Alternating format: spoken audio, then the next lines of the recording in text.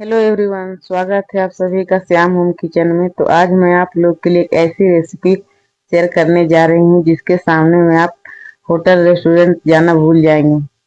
तो वीडियो में लास्ट तक बने रहें, ये रेसिपी बहुत ही ज़्यादा इंटरेस्टिंग होने वाली है। तो चलिए हम रेसिपी स्टार्ट कर ले रहे हैं। यहाँ पर हमने 250 ग्राम से ज़्यादा, लगभग 300 ग्राम पनीर होगा। इसे हमने घर पे ही बनाया है, क्योंकि आजकल मार्केट में पनीर बहुत ज्यादा मिलावटी मिल रहे हैं, इसलिए हमने दूध मंगा के घर पे ही बनाया है। तो सारे पनीर को हमने कट कर लिया है। ना ज्यादा बड़े क्यूब रखना है, ना ही ज्यादा छोटे, मीडियम साइज में हमने रखा है। अब हम इसमें स्वाद अनुसार नमक, थोड़ी सी हल्दी और थोड़ा सा मिर्च पाउडर डाल के हम इसे अच्छे से हाथों से मिला लेंगे। इससे क्या होंगे, पनीर जो हमारे हैं एकदम सॉफ्ट और एकदम रुई जैसे नरम होंगे हमारे पनीर। तो इसे हमने 5 मिनट के लिए मैरिनेट होने के लिए रख दिया था। इधर हमने कढ़ाई में 1 गिलास पानी रख दिया है। यहाँ पर हमने 2 से 3 टमाटर ले लिया था, और टमाटर कट कर लिए हैं। यहाँ हम प्याज कट कर ले रहे हैं। तो यहाँ पर हमने प्याज कट कर लिया है। अब हम यहाँ पर 3 से 4 हमने हरी मिर्च ले लिया है, 3 से 4 हमने सूखी लाल मिर्च ले लिया है, एक टुकड़ा हमने अदरक का ले लिया है, और 8 से 10 हमने यहाँ पे लहसुन की कलियां छील के ले लिया है। पानी में हमारा बॉयल आ चुका है। अब इन सारे प्याज टमाटर को हम इसमें डाल के, कढ़ाई में डाल के, इसे हमें एकदम सॉफ्ट होने तक पकाना है। एकदम हमें इसे गला लेना है प्याज टमाटर को। तो इसे हम दूसरे गैस पे रख दे रहे हैं। इधर हम तवा चढ़ा ले रहे हैं। तवा हमारा एकदम हीट गर्म हो जाए, अब हम इसमें आधा चम्मच घी डाल ले रहे हैं। आप चाहें तो इस रेसिपी को रिफाइन में भी बना सकते हैं या बटर में भी बना सकते हैं। हमने यहाँ पे घी लिया है। तो घी डाल के हमें कढ़ाई में चारों तरफ फैला लेना है, और इसी में पनीर डाल के हमें 2 से 3 मिनट के लिए हाई फ्लेम पे हमें भून लेना है। फ्लेम आप देख सकते हैं हमने हाई ही रखा है। तो पनीर हमारा देखिए भून गया है। पनीर को हमने ऑफ कर दिया है फ्लेम को। अब पनीर को हम प्लेट में निकाल ले रहे हैं। तो पनीर इस तरह से बनाएंगे तो ये एकदम मार्केट जैसा पनीर बनेगा, एकदम होटल का स्वाद आएगा इस पनीर में। तो वीडियो में आप लोग लास्ट तक बने रहे। तो देखिए हमारा प्याज एकदम अच्छे तरीके से गल चुका था। इसे हम निकाल ले रहे हैं। इस पानी को हमें फेंकना बिल्कुल भी नहीं है, इस पानी को हम बाद में यूज करेंगे। तो प्याज टमाटर को हमने एक मिक्सर ग्राइंड में ले लिया है। अब इसे हम एकदम बारीक पेस्ट बना लेंगे। और इधर हम मसाले की तैयारी कर ले रहे हैं। तो हमने 2 चम्मच फ्रेश दही ले लिया है। इसे हमने मार्केट से ही मंगवाया था, घर पे दही खत्म हो चुका था। तो यहाँ पे हमने 1 चम्मच धनिया पाउडर, आधा चम्मच गोलकी पाउडर, और आधा चम्मच हमने यहाँ पे जीरा पाउडर ले लिया है। थोड़ी सी हमने यहाँ पे कसूरी मेथी ले लिया। इन सभी को हम अच्छे से मिक्स कर देंगे, जिससे कि हमारे मसाले एकदम अच्छी तरीके से फूल जाए, और दही भी है जो एकदम स्मूथ पेस्ट बन जाए। तो इस मसाले को हमें मिक्स करके छोड़ देना है। इधर हमने प्याज टमाटर का पेस्ट बना लिया है, एकदम बारीक पेस्ट हमें बना लेना है। अगर ज्यादा मोटे अगर आपको दिख रहे हैं तो आप कोई छन्नी वगैरह से आप छान लें। तो जो तवा में हमने पनीर भुना था, उसी तवा में हम मटर को भी हम फ्राई कर लेंगे, हल्का सा भून लेंगे। ये फ्रोजन मटर है। तो हमें इसे 2 मिनट के लिए हमें इसे भून लेना है, और हमें मटर को भी घी में ही भूनना है। तो देखिए हमारा मटर भी भुना चुका था, हमने इसे साइड कर दिया है। इधर हमने कढ़ाई ले लिया है। कढ़ाई में हम 1 चम्मच देसी घी ले रहे हैं, और इसी में अब हम सरसों तेल ले रहे हैं।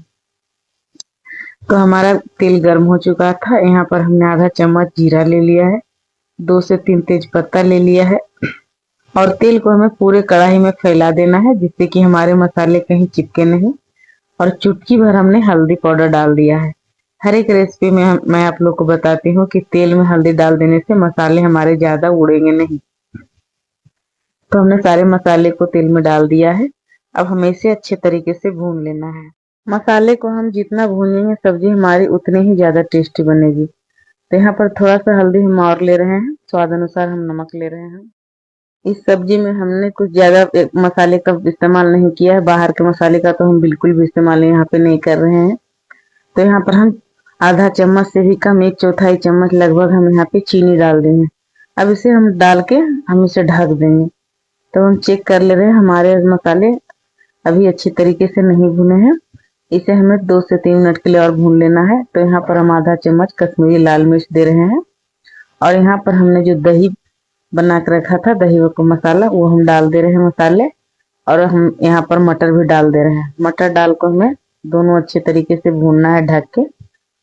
तो देखिए हमारे मसाले पूरी तरीके से भून चुके हैं। इन्होंने तेल भी छोड़ना शुरू कर दिया, आप देख सकते हैं ऊपर ऊपर तेल तैर रहे हैं। यहाँ हम आधा चम्मच गरम मसाला डाल दे रहे हैं। यहाँ पर हमने कोई भी पनीर मसाला नहीं डाला है, एकदम ये घर का ही सब कुछ है, हमने मार्केट से कुछ भी नहीं लाया है।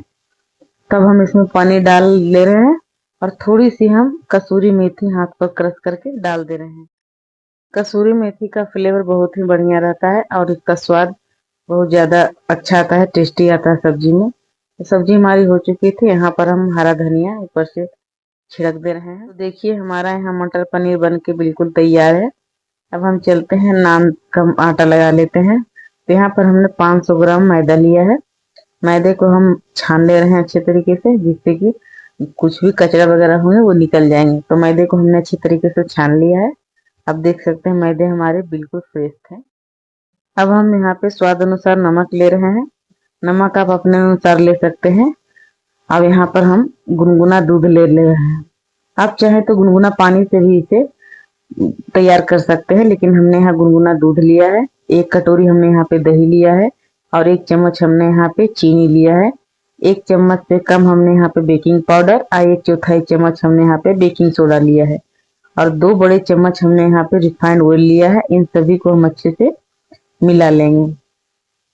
इसी से हम डो तैयार करेंगे। आप चाहें तो गुनगुना पानी से ले सकते हैं, लेकिन यहाँ पर मैदा बहुत अनहेल्दी होता है, इसे हम हेल्दी बनाए रखने के लिए ही हमने यहाँ पे दूध का उपयोग किया है। अब हम थोड़ा पानी भी डाल ले रहे हैं। पानी हमारा गुनगुना था, इसी से हम अपना डो तैयार करेंगे। तो इसका डो, नान का डो जो है वो ज्यादा ना ही कड़क होना चाहिए, ना ही बहुत ज्यादा गीला। रोटी का आटा से हमें थोड़ा गीला रखना है। तो देखिए डो को हमने तैयार कर लिया है। अब इस पे हम रिफाइंड ऑयल लगा के सूती कपड़े भिंगा के यहाँ पर हम इसे 2 घंटे के लिए हम इसे रेस्ट पे देंगे। 2 घंटे के लिए हम इसे रेस्ट दे देंगे, जिससे कि हमारे जो ये आटे हैं ये अच्छी तरीके से एकदम फूल जाए। तो देखिए हमारा 2 घंटा हो चुका था, आटा हमारा एकदम अच्छी तरीके से फूल चुका है। तो हम आधा आटा का ही इस्तेमाल कर रहे हैं, आधा आटा हमने रख दिया है। आप चाहें तो फ्रिज में इस आटे को रख के 1 से 2 दिन तक आप इस्तेमाल कर सकते हैं। तो यहाँ पर हमने लोई तोड़ लिया है।